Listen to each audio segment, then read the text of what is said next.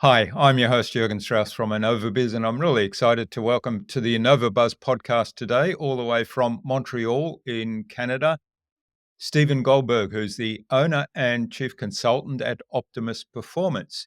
Stephen has over 30 years of experience working with small and medium sized companies to improve sales, leadership, and teamwork. His journey from running a family business to becoming a leading coach and facilitator was transformed by his own personal development experience. So, welcome to the Innova Buzz podcast, Stephen. It's a real privilege to have you as my guest. Thank you, Jürgen. It's a pleasure to be here. It's an honor. I look forward to our discussion. And Alice Dudley Cash, who was our guest on episode 452 of the Innova Buzz podcast, she introduced us and suggested we have a conversation. So, big hello and shout out to Alice as well. Yeah, she'll be a guest on my show soon, I think. Wonderful. Upcoming in about a month. Yeah. Okay, I'll look forward to I listening don't into have that a one. regular podcast. I have a YouTube channel where I make regular videos and then I have guests from time to time come on. Excellent. All right. Well, I'll look out for that one, and Okay. maybe we'll have a link in the show notes if it's Sure. already public by the time this There's a publishes. lot of good educational material for business owners, especially and managers. Excellent. Now, Stephen, you have a unique three-step approach to enhance sales performance, and you combine data-driven assessment tools and targeted training to all come together as really effective coaching. So I'm really looking forward to digging into how you approach things today. Before we do that, though, what's the impact you're aiming to make in the world? Well, it's to help people become the best version of themselves. I was thinking about this lately. Uh, you know, Companies come out with mission statements, and how well do they actualize on those statements or deliver on them? Or is it just marketing and for their Mm, website, for the material and put into a drawer? But really, when you think about it, or when I think about it recently, the purpose of a business is really an opportunity to become the best you can be and to have others that work with you become the best they can be. So that falls into the three-step approach that you mentioned that we can talk about because it's all about development. You know, if you want to get the most out of life or live a life of abundance and satisfaction. We all want satisfaction.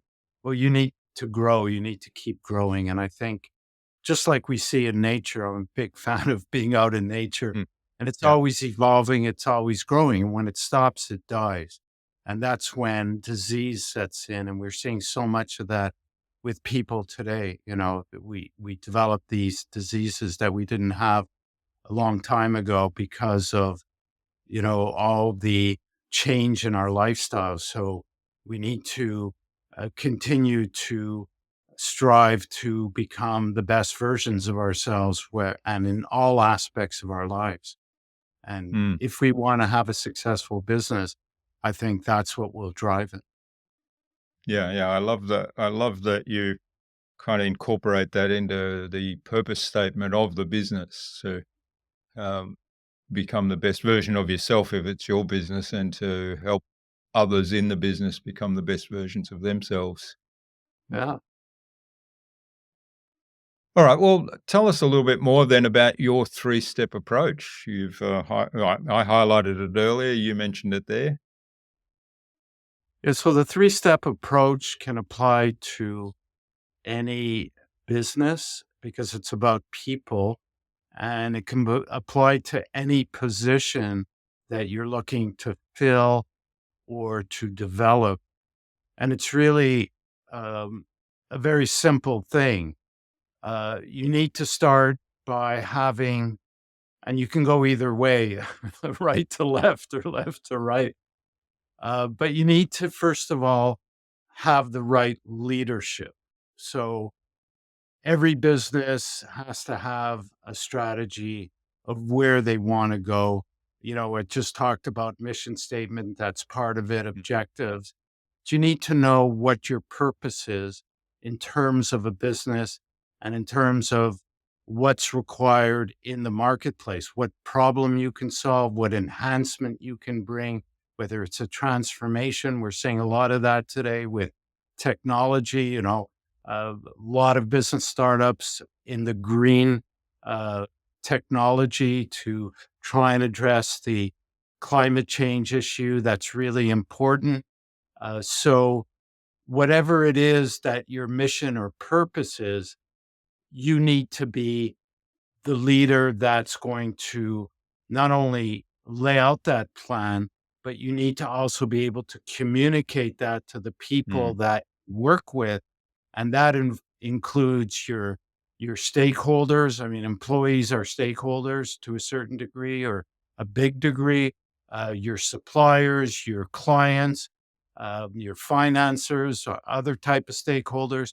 So all those people, you need to show the right leadership to build the confidence for them to back you, for them to invest their time, their money with you. And that means having a clear strategy, um, knowing yourself as well, knowing what your strengths are as a leader in terms of a business model, knowing where your weaknesses are so that you can, as part of your strategy, have people to complement you that bring the strength that maybe you don't have to the business.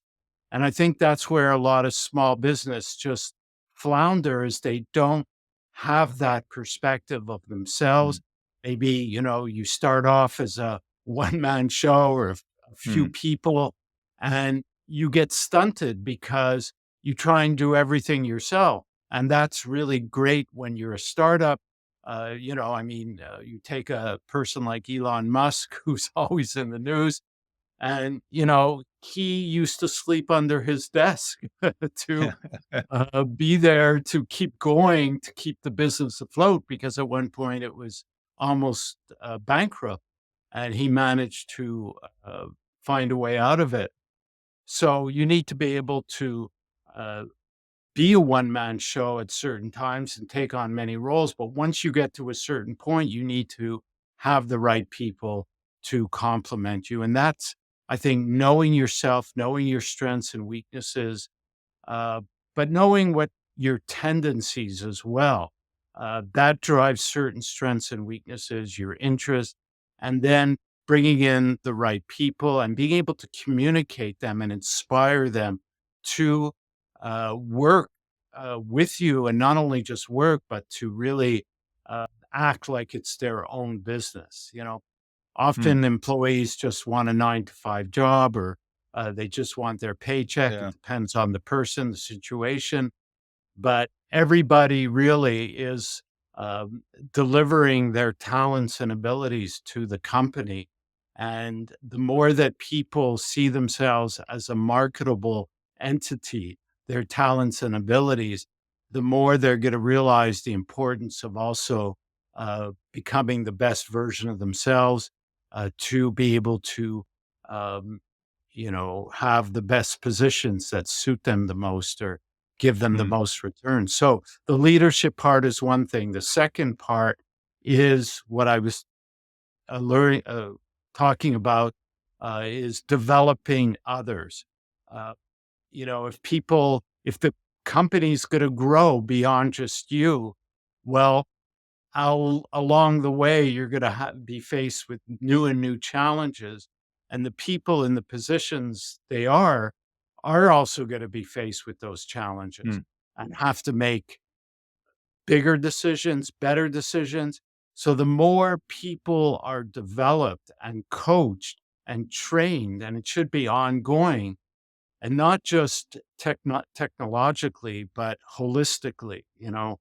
When we come to work, we don't just use what we've been taught or learn, the skills we have, but we have to develop the ability to work with others, uh, the ability to think, the ability to communicate.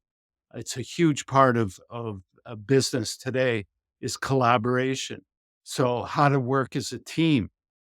Businesses leaders often think that uh, getting people to get along, having events where having a barbecue, they get to know each other better and like each other. That's great, but they have to go beyond that to Mm. learn how to work autonomously. And not that many businesses are great at teaching people, their teams, how to take responsibility for their department or, their processes and continuously improve them. And that takes that sense of, or that skill of collaboration. So that's the second part. So we have the leadership, the training and development and coaching of people.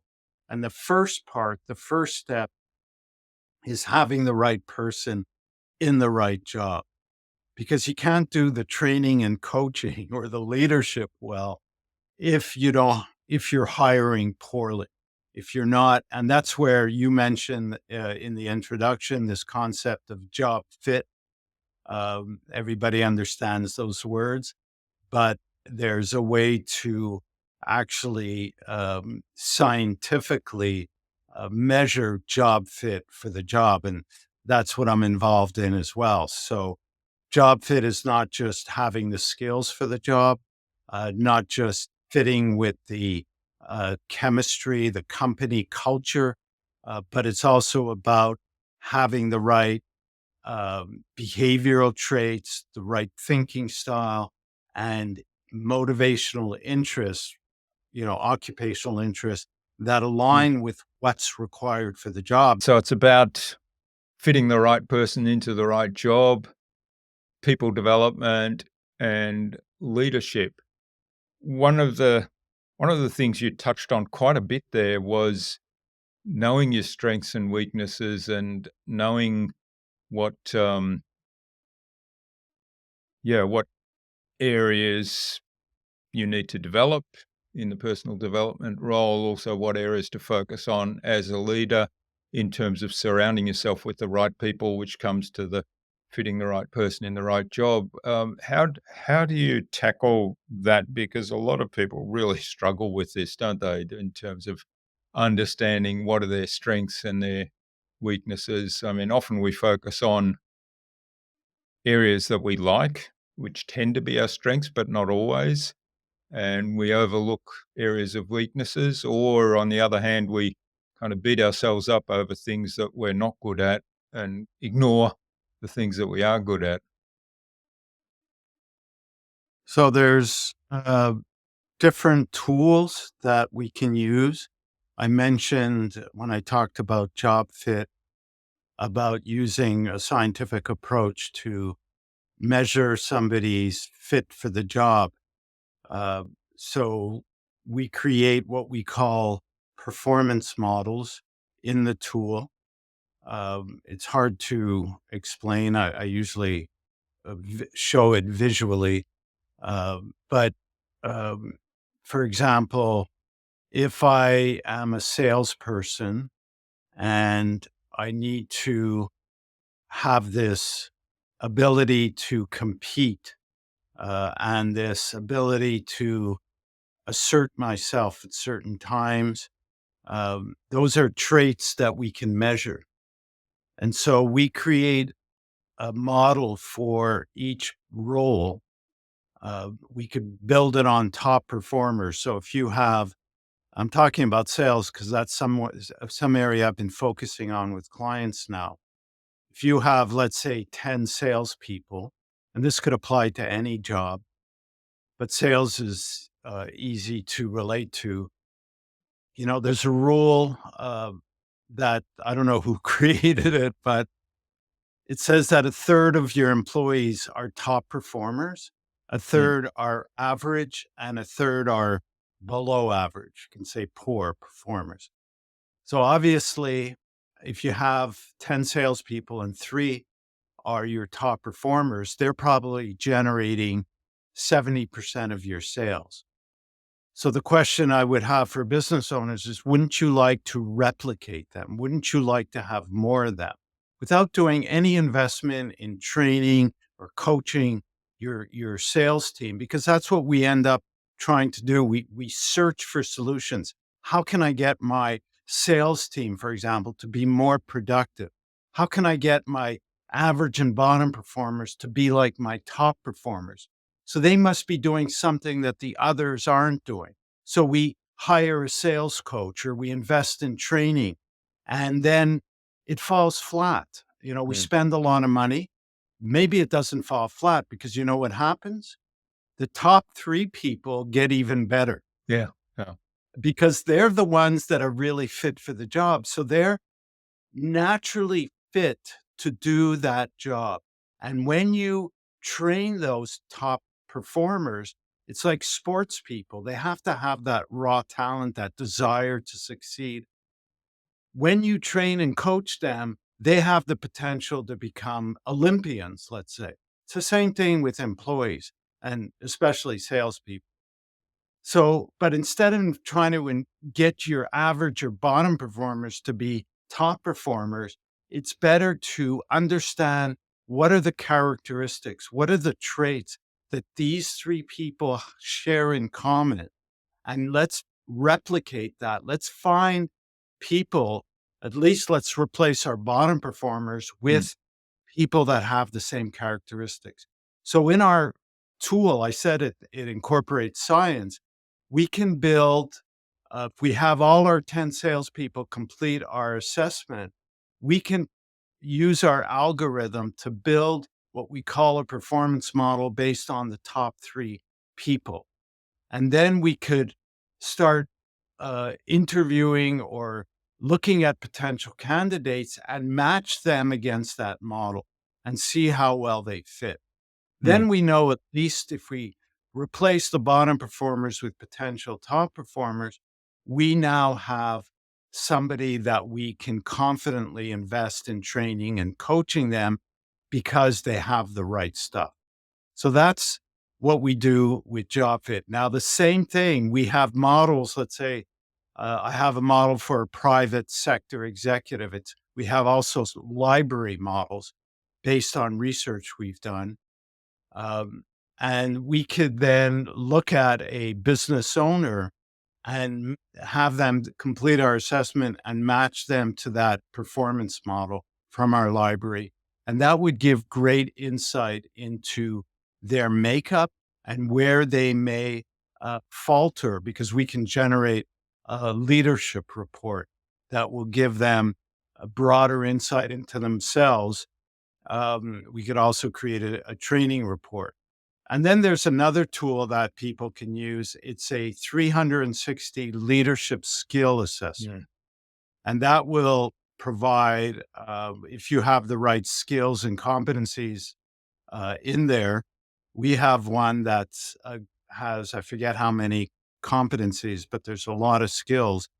And that will tell you how you perceive your abilities compared to those around you. If you're the boss, it would be those that report to you. If you're a manager, it would be your boss, your peers, and your direct reports. So it gives another perspective into building self awareness because the ability to change, first, you need awareness of what it Yeah. is that may be holding you back. So these tools will give you that awareness, and then a coach can help you to act on that. The other tool that I have, which I incorporate in our leadership training and our team training, it's not an assessment at all. It's an exercise which is based on the Enneagram. It was created by my former partner and coach, Fritz Klaus. He wrote a book based on it. It's called Crazy Zoo Know Thyself Made Easy, which you could get from Amazon. And it's a fable, it's a story about zoo animals.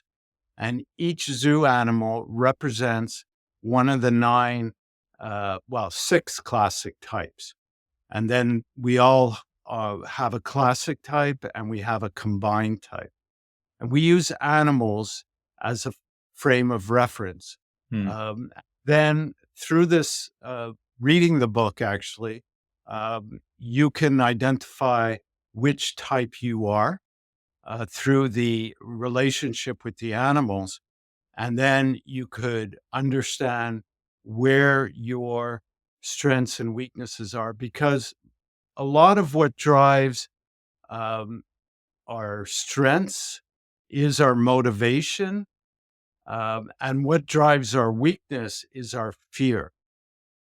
Each Mm. type has certain qualities that are inborn and specific motivation. For example, my classic type, we call it an idealist, and my motivation is accomplishment. So when things aren't going well, I can become impatient, I can become controlling, because my fear is ineffectiveness.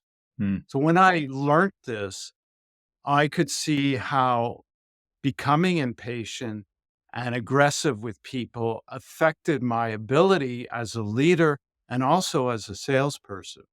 So it really gave me some deep insight, and I was able to work on that and again, through self-awareness. You need to build that ability to be conscious in the moment, Yeah. and so Yeah. you could respond differently. One of the things that brings up specifically that example of your experience is we often have a counter to our strengths that can actually be our greatest weakness, right? And I think what I don't know who said this either, so we're quoting things that we can't attribute. Um, but it was along the lines of your greatest strength, your superpower can also be your kryptonite. And again, that's an awareness thing of, well, where does that go to the extreme where it does become a weakness? How Yeah. do you help people kind of understand that and appreciate that? Well, when they go through, like I just mentioned, this exercise that Fritz had created based on the Enneagram, it becomes pretty apparent that, okay, I'm motivated by accomplishment. Um, my qualities are getting things done, achieving results, um, protecting people because, when I see wrongdoings, I feel it's, I see the inequality and I want to protect those that are close to me. So these are all good qualities. But on the flip side, just like you said, Mm, I can be overly aggressive. And, people that have this type of qualities for accomplishment and protection and getting things done, we think that's great. More people should be like me. We yeah, get more accomplished, right? But life and people are like a rainbow. There's other types that are more sensitive, more feeling, um, more helping types, and others that are more logistic thinkers. And we're born with, when you look at this types of people approach, we're kind of born that way. And we can't do anything about it without building that self awareness mm, and understanding that we need all types of people working together collaboratively to solve our problems and to move forward and to celebrate life. And that's what the tools we've been given. But it ends up, we see the differences rather than appreciating the differences. And mm, we're afraid of the differences. Or, like I was saying, well, more people should be like me, but they're yeah, not. So I need to learn to appreciate others and the qualities they have and learn to balance myself with all those rainbows of qualities that we all potentially have. Maybe I'm driven by my adrenaline to be that accomplishment mm, type, and others have a different driving hormone. Um, so it's how we are. But um, how can we work together? How can I learn from you so that in different situations, I see how you respond versus how I respond. And that's how I can overcome the weakness that my quality brings when my fear, because the weakness becomes apparent when we go into a fear state.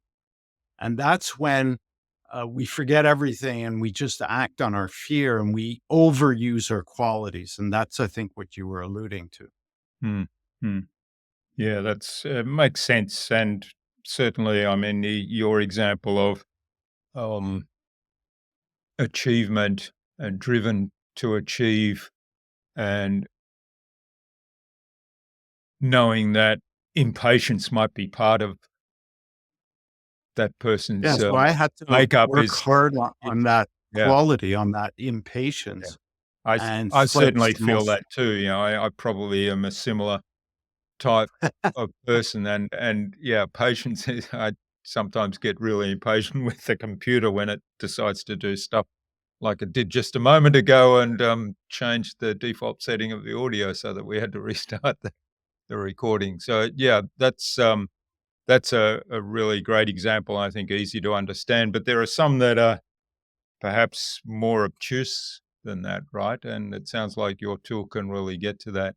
One of the things I'm curious about, I did want to touch on, is the idea of hiring the right people for the right job. And I noticed, and you said, you know, why can't everybody be like me? The One of the things I saw so much in the corporate world was people hiring people like themselves into a completely different role. And so you never got that diversity of thought, that diversity of skill set, and um, you never also got anyone in the team that would challenge the way we've always done stuff around here kind of philosophy. Um, Talk to us a little bit about how your tool, how the job fit looks at this holistically. So not just, you know, somebody like me as a so-called cultural fit, but somebody that complements the skills of the other team members, somebody that is a cultural fit, somebody that um, isn't afraid to challenge the status quo from the point of view of growth of the whole organization. Yeah. So, um, in a typical hiring process, first you get a resume. And if you like the resume, you schedule an interview, right? So Mm, when you're looking at a resume, you're looking at their past. What what have they studied that's required in your job? Um, if so, what work have they done that brought them some experience in to use that skill set?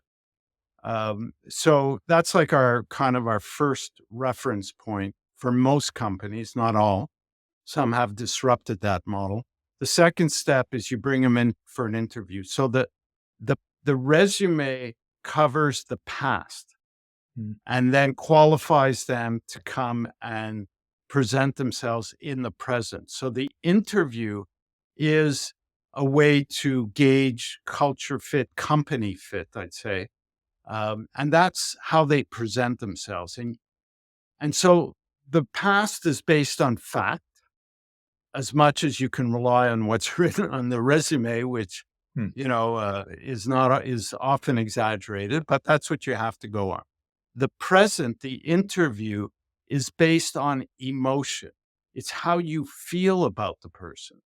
Unfortunately, a lot of companies base their decisions just on that.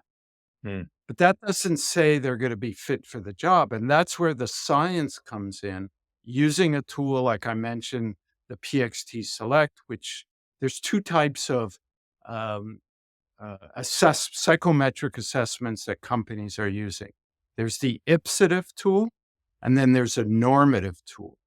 An ipsative tool is something like a disc based assessment. Everything disc. There's hundreds of them on the market. They're based on that, you know, DISC model, but it's people measuring themselves against themselves. So you get a report, and from that, you need to determine, are these the qualities you want for the job? A normative tool is like our PXT Select, because I offer both to companies, but I tend to, for hiring, always use the PXT Select because we create a norm, which we call a performance model based on the requirements for the job. And then we could see where the person fits on all the scales and where they don't. And this will help us scientifically predict not only do I like the person, they'll fit with my company and they seem to have the right skills and experience on their resume, but how are they going to perform the job? Are they going to be motivated for the type of work that this job requires? Because you may be hiring them for a job that they've done before for another company, but you don't know if how similar it is. Each company has different Mm. processes. Um, so you need some way to scientifically validate your feelings and what's on the resume. Of course, you want to do reference checks too. That's a whole other Mm.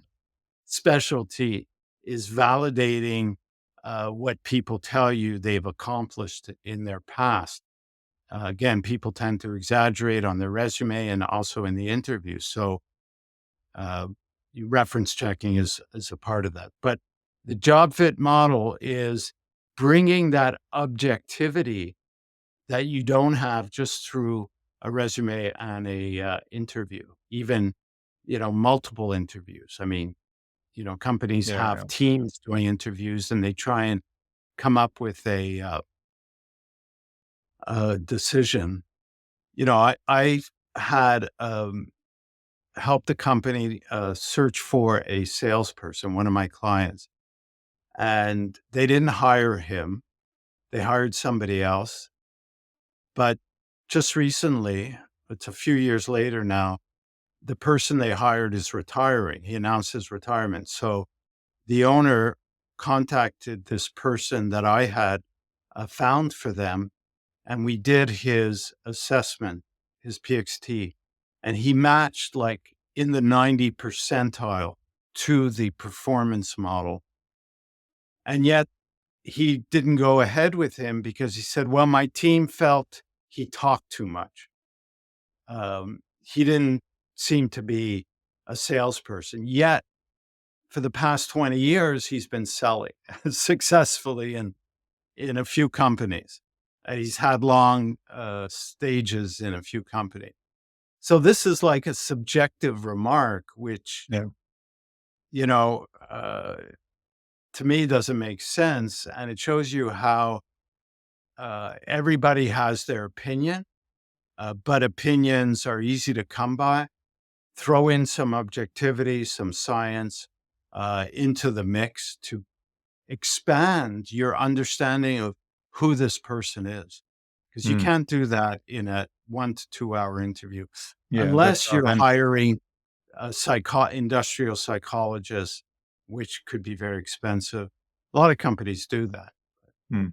But like you say, people tend to, well, they write their resume, they present at an interview in their very best light, and that's not necessarily how they show up day to day in the work environment, right? So to have some additional information that is objective and based in scientific Well, there was principles a is study valuable. done by the Society of Human Resource Management, and they said that uh, people tend to make hiring decisions within the first 4 minutes of the interview based on if they like the person or don't.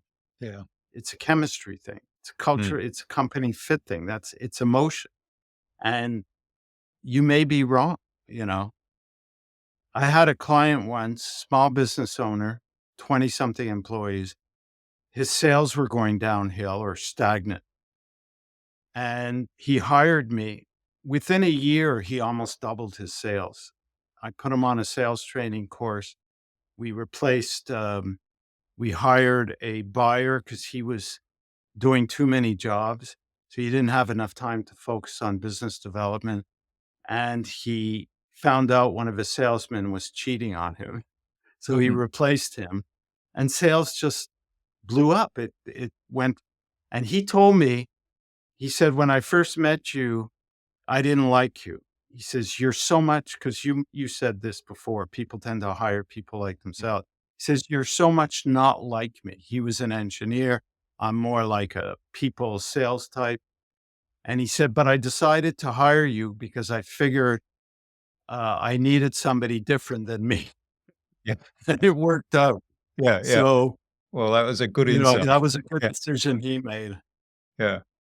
Excellent. Well, that's a great story to transition into the buzz round on, I think. So it's a fascinating conversation and we could go on for ages, but I'm aware of the time. So it's a good point now to move on to the buzz round, our lightning round, where I ask the same 5 questions of every guest.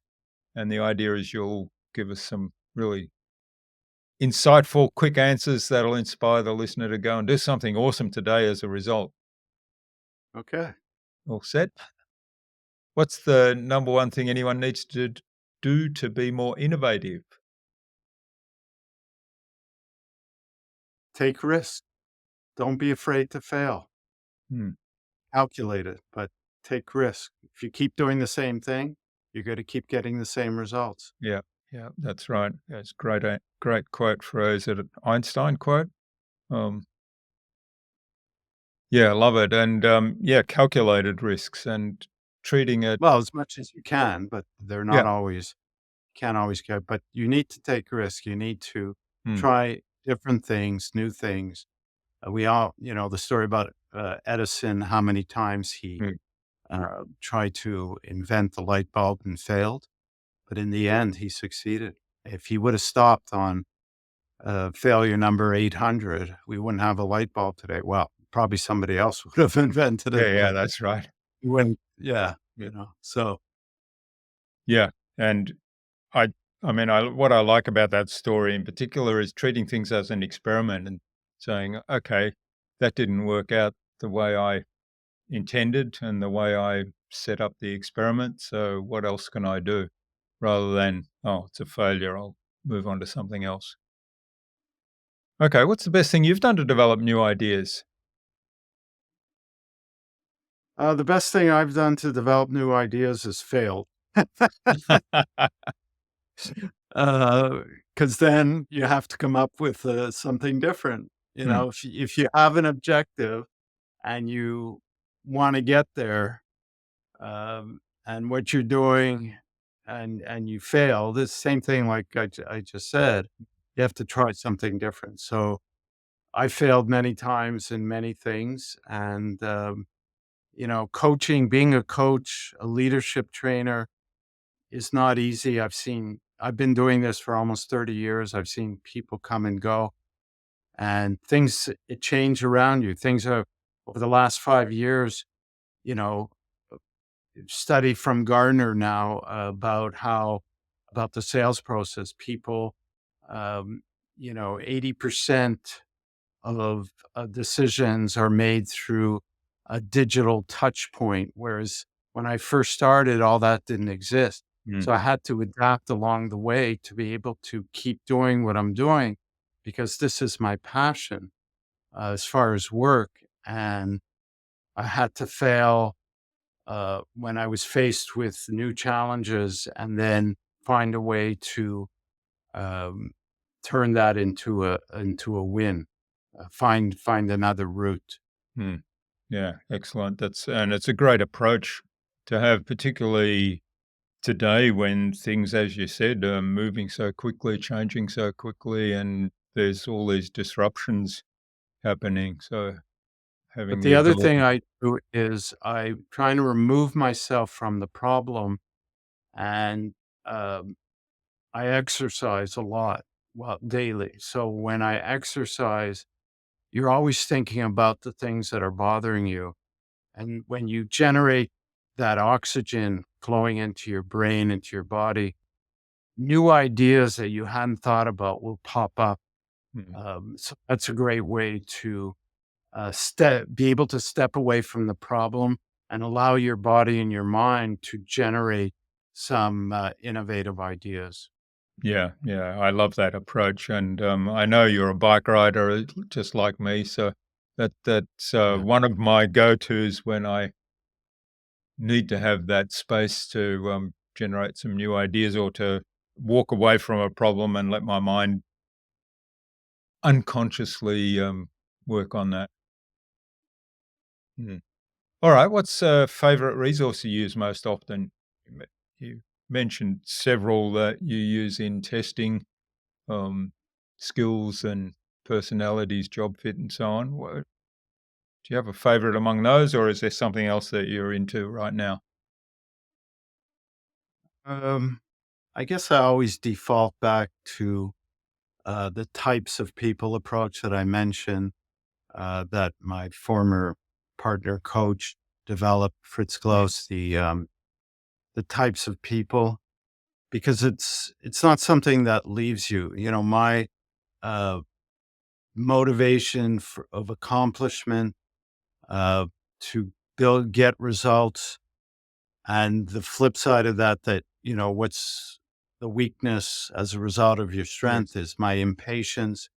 Um, I, can become very agitated when things aren't going my way or if somebody's not doing something the way I think they should be doing it. So I always default back to that Mm. and how I could learn from others that are, different types than me. My partner in life was a psychologist. She retired, but I always admired her ability to connect with people. I mean, we'd go on a trip and we'd meet people and have a chat. We have a dog. So when you have a dog, you're always meeting Yeah. other dog owners. But it always amazed me how people would sense her ability to be empathetic Mm. and to listen and to provide a feeling of, I don't know, just warmth that you could confide in this person. Like within 30 seconds, they don't do that with me. Yeah. And so I worked on trying to learn, you know, what she was doing or how she was, Mm. and try to become more empathetic like her, which is something I really need in terms of building better relationships with people. So that, I always default back to that, and to also seeking a sense of peace within myself. So I do a kind of a meditation practice almost every day where I sit down alone and I go inside and I just connect with myself.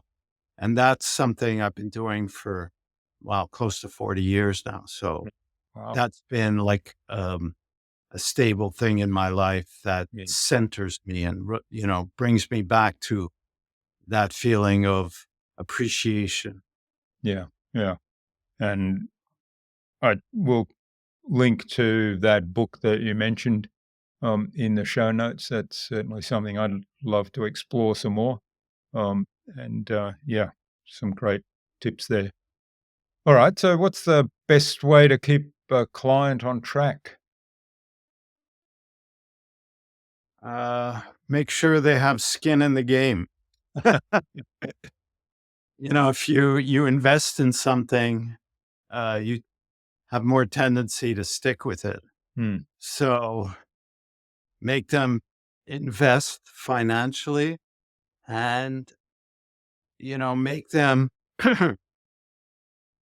um, identify what's in it for them. You can sell a training program, let's say on leadership or on sales. Um, and there's a logical benefit to it. Well, I have this problem with these employees, or I'm not, getting people motivated enough, so maybe I need to work on my leadership skills, or I'm not closing enough, maybe but what's going to motivate you, because it's Mm. hard to change, and we don't change. It's hard to modify our habits. Behavior, is either driven by our type, our personality traits, um, or by habit, right? That's what we develop.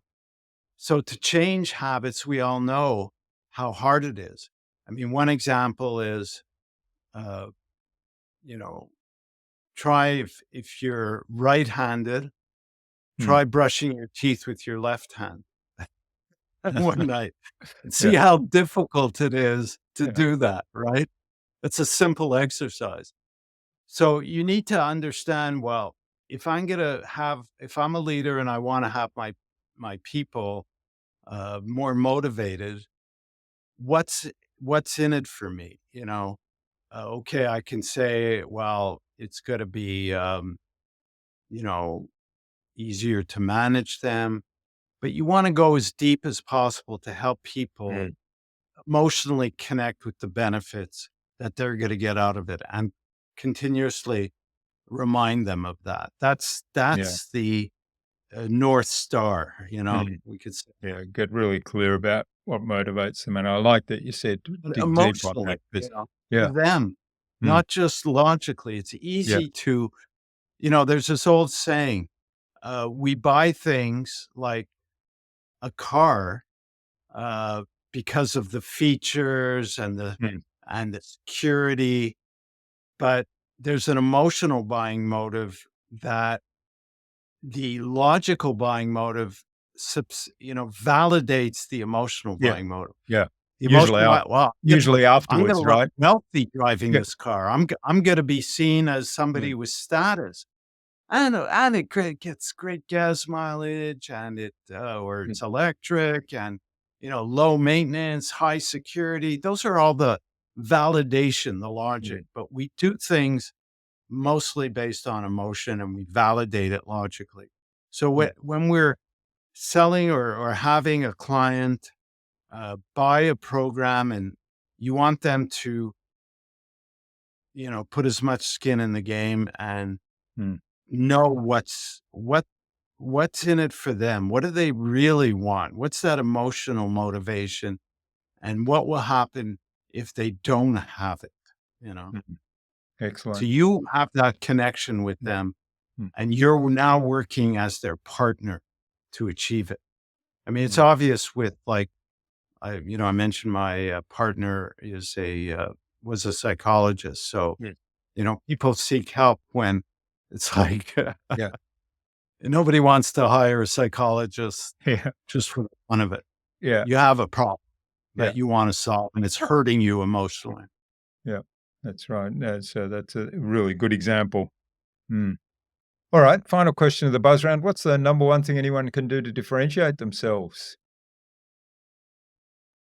Number one thing anybody can do to well, just be who you are, be authentic, and don't worry about what others think of you, Yeah. you know, um, because you may worry about it, but they're not thinking They're about not. it very long and it doesn't matter anyways That's right. Yeah. in the big scheme of things. Yeah. Yes.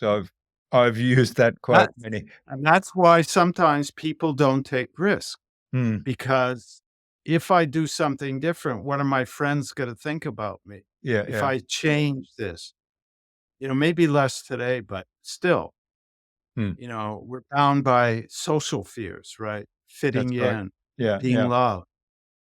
But that keeps you kind of restrained, keeps you Mm. at the status quo sometimes.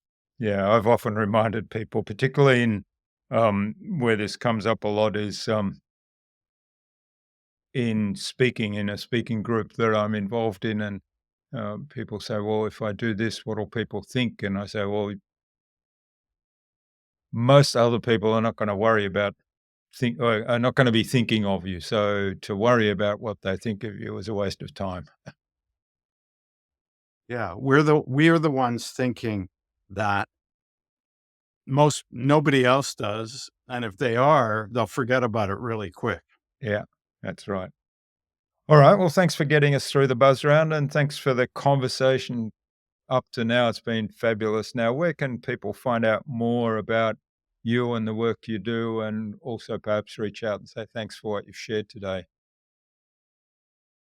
Well, they can find me on YouTube. I have over 400 videos there. Stephen Goldberg. just search that on YouTube and you'll come to my channel and you can Mhm. subscribe to that. I also have a website, Optimus Performance, and I have uh, other tools that I publish um, for free that people can access, all types of tools that you can use in your business and also to help you work on some of the skills we talked about here. And I can Excellent. send you links to that. So when you publish this, people can go see all the different products and tools that are available. Wonderful. Yeah, and we'll include those links in the show notes so people can click straight through. It's fantastic. Now, as we wrap up the episode today, Stephen, what action would you like our listeners to take out of our conversation today? Well, I guess